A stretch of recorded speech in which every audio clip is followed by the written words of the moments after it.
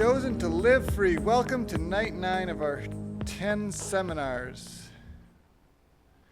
You've chosen to live free. We are nearly there together to map out new habits, a new life, and a new destiny.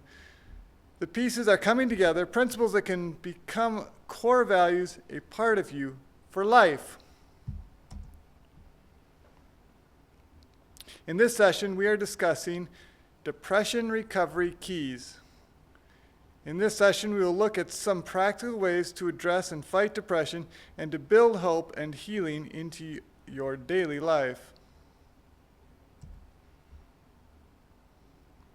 If you suffer from depression, you are not alone. Severe depression affects 20 million Americans, 3 million teens, and milder forms are more widespread. So seasonal affective disorder and bipolar disorder sometimes is classified as depression as well. So, and then anxiety overlaps with it as well.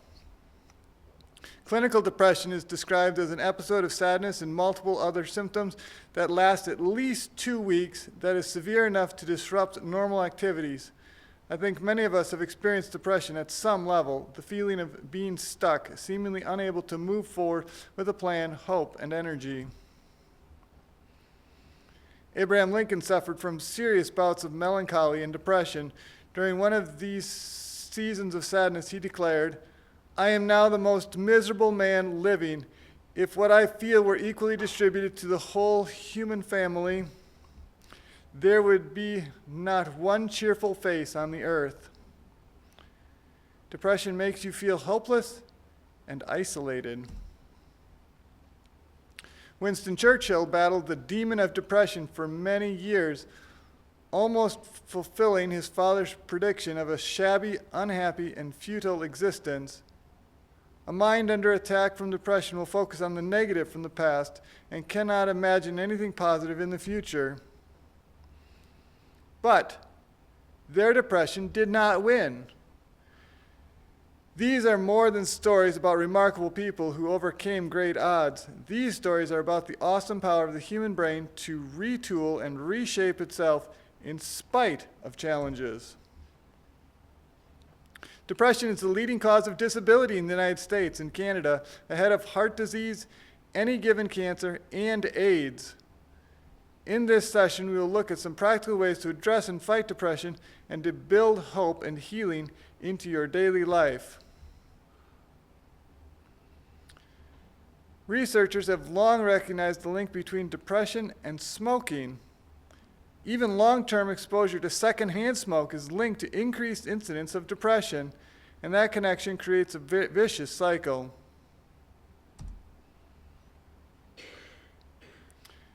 Depressed people smoke more, and nicotine damages pathways that regulate mood and creating a two-way vicious cycle. Depression can make it more difficult to quit nicotine, so it is important to address depression as a factor in quitting, quality of life, and long-term success. Dr. Neil Nedley, in his book Depression: The Way Out, has identified 21 depression hits. In his lifestyle approach to treating depression, he states that many factors influence the risk for and severity of depression. It is important to identify and target the ones you can change. I have my very own, very well loved and used copy of Depression: The Way Out. I have gone through his seminar. I have taught his depression recovery program. I have taught this to hundreds of my clients over the years, this depression hit list. So it's going to, in this slide series, it's a lot less in depth, but normally takes me about 2 hours to go through this, and I'm not going to do that in this session. Chronic depression risk factors include family history/genetics, certain medications or medical conditions, and social environmental factors. Depression runs in certain families. It can be an inherited condition, a learned behavior, or both. And to clarify, there's 4 genetic markers tied to depression. If you have all 4 of them in your genetic makeup, your lifetime prevalence of depression is increased by 2%. So it's statistically measurable, but there's a lot of other factors involved that directly impact it far more than your genetic makeup. So do not make the excuse that, oh, I'm just born this way and I'll have to be stuck with it the rest of my life. No, there's many, many things that you can do that can improve your mental health state. Various medications including some used for treatment of diabetes, high blood pressure, and heart disease are linked to greater influence of or incidence of depression. People who suffer from Parkinson's disease and chronic conditions such as diabetes and heart disease also tend to have more depression, whether or not they are on medications. Individuals with a history of abuse, trauma, or isolation are at higher risk for depression.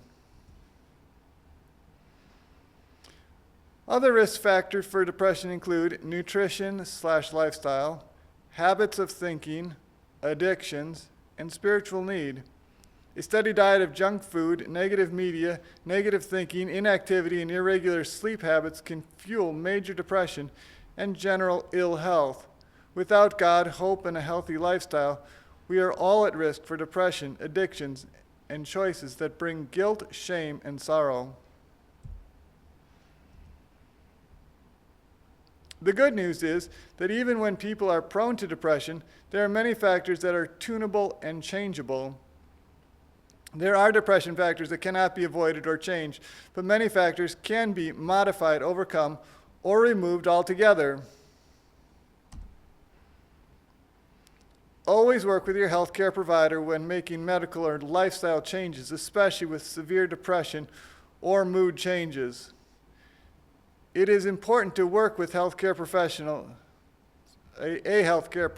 in the case of serious depression, as 75% of people who suffer from depression have other conditions that need to be addressed. We will be discussing many important changes that you can make on your own to combat depression, but it is important to be open to medical and psychological therapies for depression as needed. Depression is about a loss of connections in the brain and in life. The good news is that there is hope.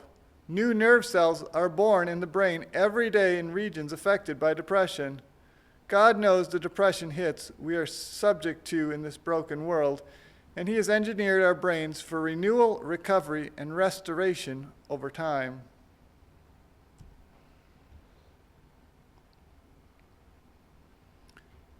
Positive lifestyle choices encourage new nerve cell growth, increased connections between cells, and improved nerve cell survival. Isn't that good news? Depression is a disease of broken connections, but God has a plan to restore connections. He has designed a lifestyle to help recover lost courage, lost ground, lost energy, and lost function.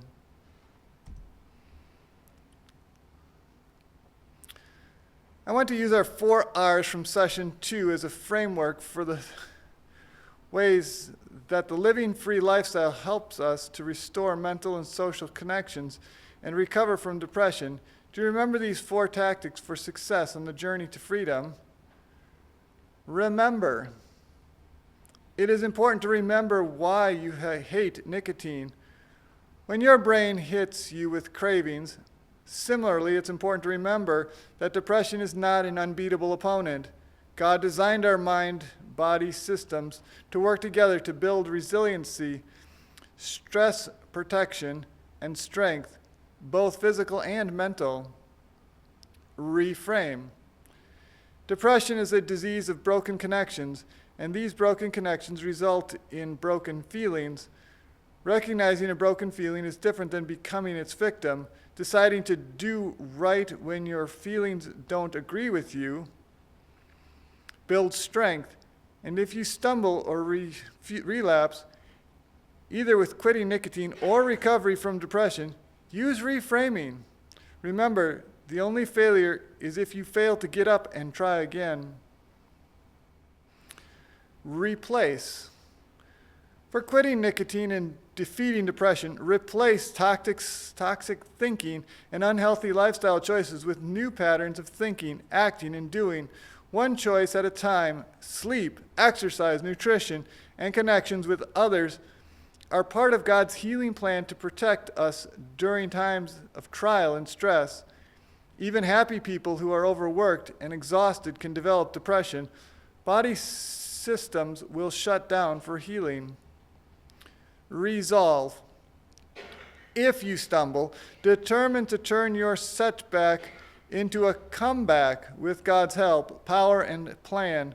Resolve to turn your will over to God. Choose to let Him have control in your life. Choose to believe the promises from God that we are found throughout the entire Bible. Let's repeat the 4 R's with conviction. Remember, reframe, replace, and resolve. Now let's explore how our various lifestyle tools can help us reduce and recover from depression. Dr. John Rady shares the sentiment of scores of researchers. What we ingest is fundamental to how we think and feel. Your body wants healthy carbs. Carbohydrates and wholesome plant foods are the major fuel source for cells and are especially vital to healthy brain function and repair. Colorful plant foods and whole grains satisfy those sugar cravings which are linked to depression. Dr. Rady continues, poor diet is common in people who suffer from depression and other mental disorders. Depressed people tend to eat poorly or not enough. An important first step in beating the blues is eating nutrient-rich foods, which have a significant effect on irritability, energy, sleep quality, mood, and metabolic health. You truly are what you eat.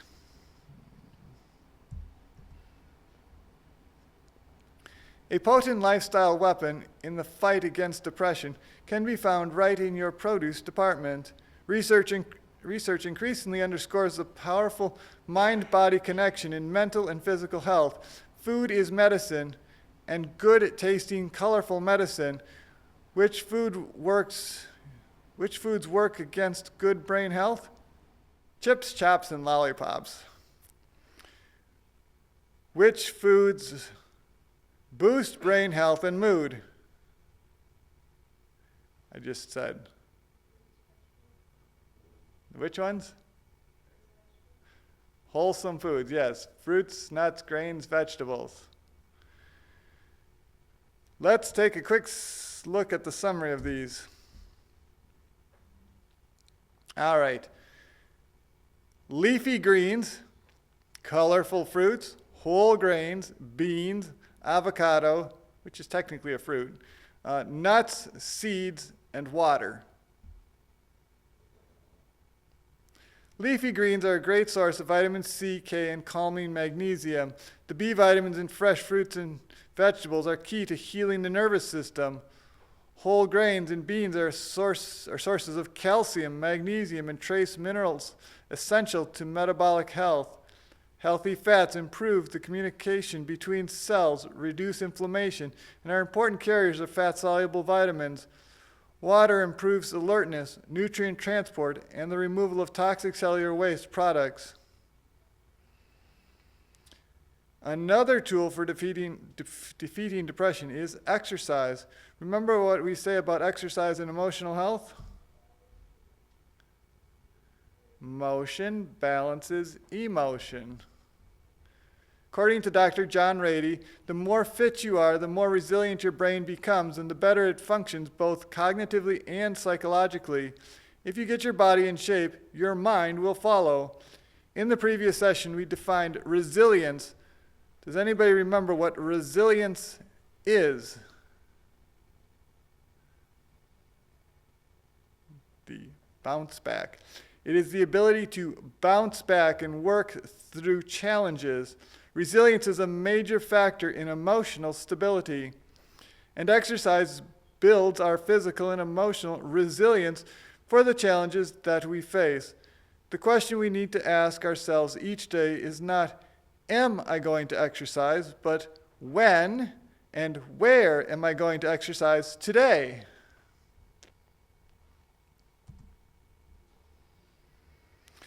Vince Lombardi, a legendary coach, well respected here in Wisconsin and around the world, famously said, "Fatigue makes cowards out of all of us." It is hard to recognize and resist temptation when we're tired. When we're exhausted, it's easier to give in to discouragement, defeat, and depression. So, what are some healthy lifestyle options for decreasing fatigue? We know a nutritious diet, avoidance of artificial stimulants like sugar and caffeine, and daily exercise all reduce fatigue. But what about sleep? Isn't sleep part of what makes depression so hard to overcome? Because depression makes you want to stay in bed. The key lies in intentionally planning how to sleep right. Establishing a regular sleep routine helps lessen the sleep challenges associated with depression. Dr. Nedley talked about maintaining your sleep schedule. You want to fall asleep within about a 15-minute time period at every night, and you want to get up within about a 15-minute window every morning, and meals times at the same time every single day. So that circadian rhythm, even it out by don't stay up really late some nights and get up really early on other days. You want it to be the same every day, every day, every day. We discussed sleep hygiene in session 5, but in summary, slow down in the evening, especially the last couple hours before bedtime. Aim for an earlier bedtime, definitely before midnight. Leave media alone and focus on what you are grateful for. Time with God right before bed in prayer and reading the Bible will calm your soul, convict your heart, and strengthen your resolve to make right decisions. I want to give you a special promise from God, a promise to claim if you're having trouble sleeping or if you're having trouble believing that God cares about simple things like getting a good night's rest. You want to write down Psalm 127:2 in your journal. Psalm 127:2. It is useless for you to get up early and to stay up late worrying about bread to eat, because God grants sleep to the one he loves. So that's Psalm 127:2. It is useless for you to get up early and to stay up late worrying about bread to eat, because God grants sleep to the one he loves. Sleep is a gift from God. Trust that he loves you and that he will handle the things which are worrying you. Exercise, sunshine, and regular hours for eating and sleeping are part of God's plan for mental, physical, and spiritual restoration. Life is a battleground, not a playground. It takes determination and a plan to win the battle of life. God has provided powerful lifestyle and spiritual tools to win your battle against addiction and depression. Will you choose to make them part of your daily life?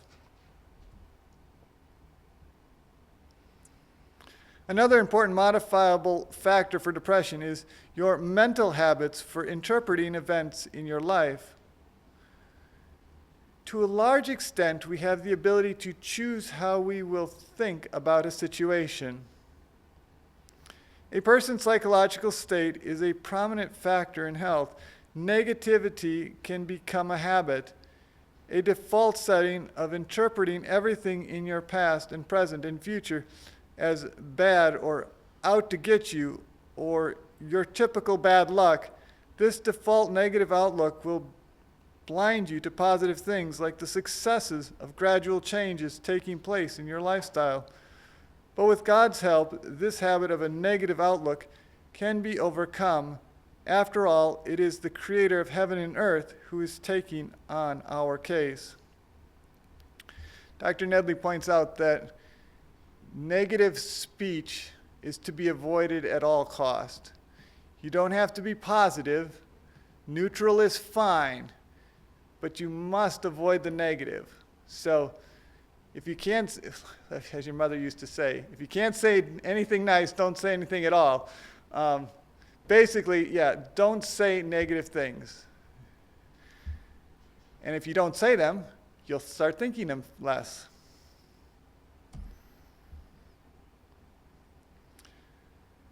What you magnify will get bigger. We can become addicted to focusing on fear, frustration, and failure, determined to develop a new mindset that refuses to repeat negative messages over and over until you feel helpless, hopeless, and worthless. God calls us to focus on Him, His power, promises, and plan. You may not understand the situation, but He does. His promises are true and reliable, and as we claim them, then see them coming true in our lives, we can begin to have greater hope and a happier outlook on life. Focus on solutions and have faith in God's power instead of overemphasizing bad situations and your own feelings of helplessness.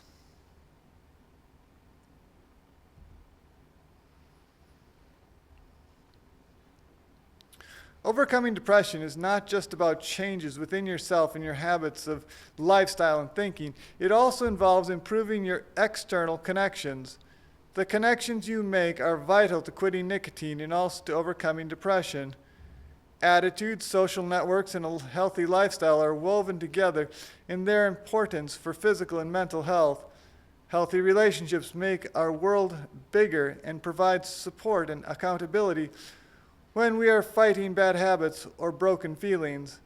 People with different points of view can help you see beyond the entrenched emotional and mental patterns that currently challenge you. People with their own histories of battling addiction and depression can help you with new ideas, wise warnings, and empathetic support when you're struggling. The people who are believers in God's power to help and heal will gladly step up to be your prayer partners and accountability friends.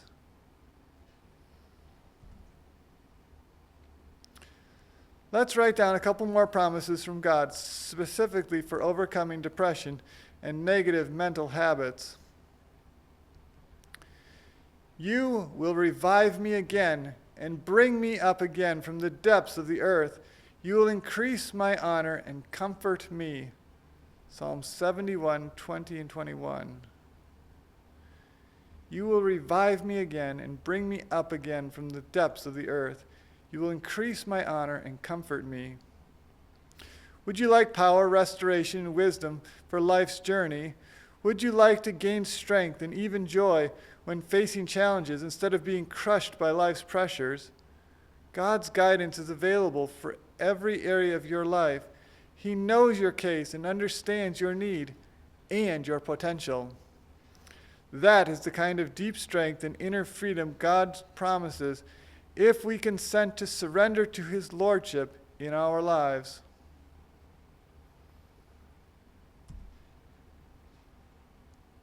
Another promise from God, a promise of what life can look like as we recover from depression through His help. He put a new song in my mouth, a song of praise to our God. Psalm 40, verse 3. He put a new song in my mouth, a song of praise to our God. Healing takes place with time and perseverance.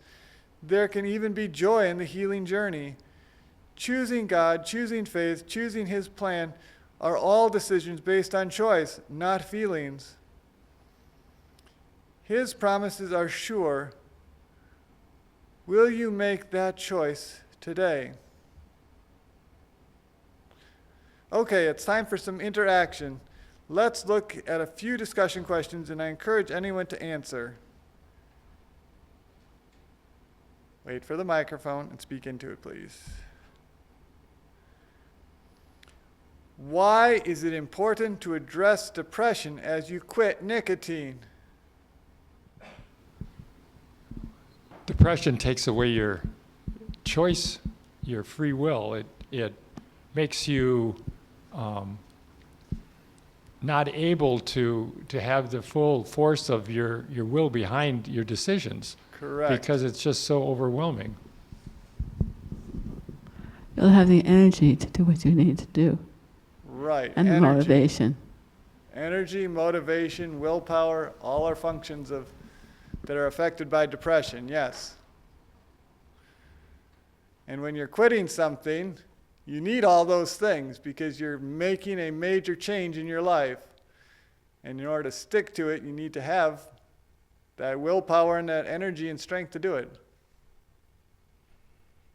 Isn't it also because when you quit nicotine or anything that you're addicted to, you have withdrawal symptoms, and those withdrawal symptoms can depress you? It can contribute to that, yes. But as you keep up with it, with choosing that way, that will go away. Right. It will clear up as you begin to recover, yes. Another important factor,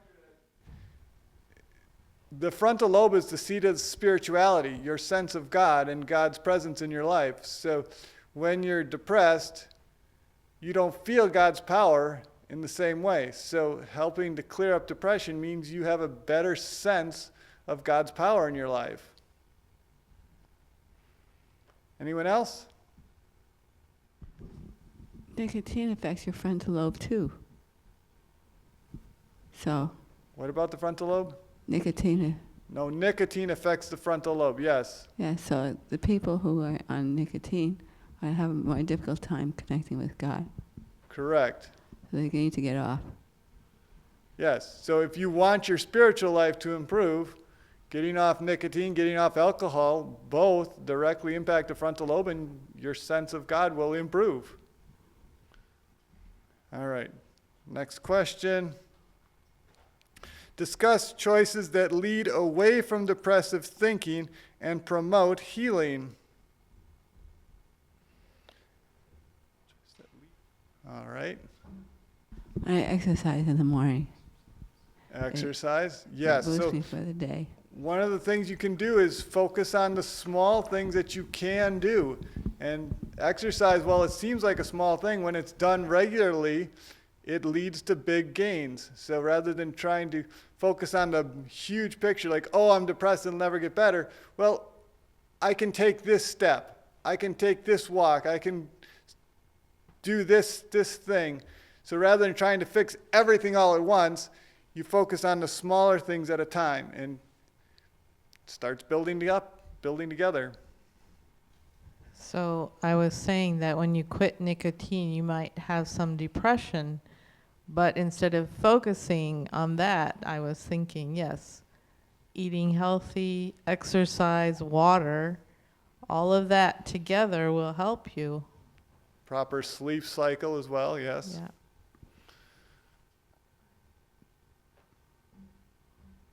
Also, there was a mental institution that decided to try out medicine versus exercise. They had their patients off of medicine and had them 3 miles a day on exercise. And then had another group that just did the medicine. Okay. And they found out that the 3 miles of exercise cured their depression. Very interesting. So if you didn't understand that, there was a study where they compared a medication versus 3-mile hiking every day, and then they had medicine only and exercise only, and the exercise only beat out the medication by a significant margin, right? Yes. You can listen to positive music, Sure. put Yeah. yourself in the right frame of mind. Classical music, especially Beethoven, stimulates the frontal lobe and improves blood flow, which means your mood will improve and you'll do better. So, yes, certain kinds of music are very good for the frontal lobe. Others are not. So make sure you're listening to the healthy music. Does that mean nature music too? With the wind blowing or something, or I'm not familiar with Streams or- research based on water, wind, birdsong. I'm assuming it's very peaceful and calming, but I don't know of any specific research tying the sounds to depression recovery. All right, so again, a lot of the things we've talked about in this thing with the water, the nutrition, the exercise, the various poor substances that affect the frontal lobe all need to be removed or added, depending upon if they're good things. If they're good things, add them. If they're bad things, take them away. All right. Let's review our complete list of keys to living free. The keys to living free include internal, create an environment, internal, mindset for success, and external, your surroundings. Create a lifestyle, create connections, and manage stress. These keys are to life. These keys are keys to life. A better quality of life mentally, physically, and spiritually. It's easy to believe these keys are important, but it is only when belief becomes a core value that it is really a part of us. When something is a core value, it is part of who we are, how you think, and what you do. It's no longer a list, but a life. So, yeah. Commit to these various things as if your life depends on it, and it becomes a core value at that point. This core value concept is one reason why we've been encouraging you to keep a journal through your journey to freedom. It is so valuable to be able to look back at your early entries and see how far you've come. It helps to reinforce the reality that you are a different person now, and you can continue to make further change for the better and forever. So continue to journal your better thoughts and actions in your Better Way journal. Keep on recording the promises from God, which are your access to God's power. Continue documenting your intentional choice to surrender your will to God, giving Him permission to turn your beliefs into your internal, eternal core values. Okay, it's time to discuss again.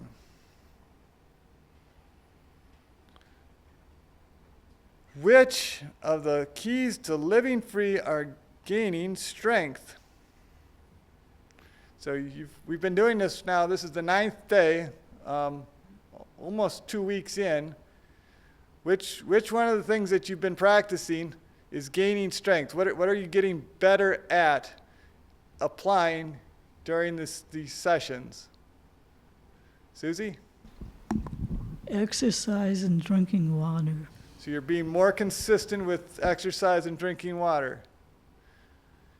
And food choices, are you making a better selection, a healthier selection? Ones without sugar. Sugar-free options. Well, refined sugar-free. Because there's lots of fruits that have sugar, but they're not added. They're not refined. I've been working on distracting myself from wanting a cigarette and spending more time with my puppy. So distracting yourself, and so are you spending time outside with your dog? Sometimes not as much. I just lay around with him. Dogs love going outside. Yeah, I know. So they are one of the world's best walking partners. They are ready to go. So yeah, maybe take some cues from him and say, "You want to go?" And he'll say, "Yes, indeed." But yeah, good to hear that you're getting better at distracting yourself. Good job. All right. What is your action step? What's the next thing you're going to add to the list? It's a growing set of keys that we've been adding. Keep applying what you've been doing so far. All right, so we're going to just work on it. I'll keep on it, working on applying what we're doing. All right, group pray and say. Friends, divine power and daily practice change the brain. Can you commit to surrendering your will to God, giving Him permission to draw you out from depression and bring you to greater joy? Can you commit to surrendering your will to God and giving Him permission to draw you out from depression and bring you greater joy? Let's stand and repeat together our promise, prayer, and affirmation. Let's repeat this powerful promise together. I can do all things through Christ who strengthens me. Philippians 4:13. God knows how to repair your brain pathways and replace sadness with joy with a new song of praise in your mouth. He will put the desire in your heart and help you persevere, quit for good, and build a new life, a life without the chains of addiction. Let's say it again. I can do all things through Christ who strengthens me. Let's say this prayer out loud. Dear God, thank you that by your power and strength, I am living free. And lastly, let's remember, we're not just removing nicotine, we're replacing it with a life of living free. And that includes living free of the mental habits and negative thought patterns which feed depression. So let's say it together. I hate nicotine, but I love living free. Let's pray. Heavenly Father, thank you for the many promises that you are here to strengthen us, heal us, and lift us up to a better place. For those of us that have struggled with depression or are struggling now, we ask that you lend us your strength in this time, build us up, help us to live free in you. We ask these things in your name. Amen. The tracks for tonight are depression, lifestyle, links to beating the blues. Number 2, these doctors make house calls. Number 3, lifestyle links for healthy blood pressure. The web links are on screen for those who watch online and want to download the tracks and handouts. And to watch the entire seminar series, upload it to YouTube, and that's the link on the screen there. So next session is March 5th at 6 p.m., Wednesday, March 5th. No meeting tomorrow night. The topic of our final seminar will be Staying the Course, Keys to Victorious Living. And remember that March 6th will be our closing celebration banquet. So to those of you who are watching later online, there will be a phone number if you are interested in contacting Coralie for further support, and next time the session is offered live. So thank you very much. Have a good night.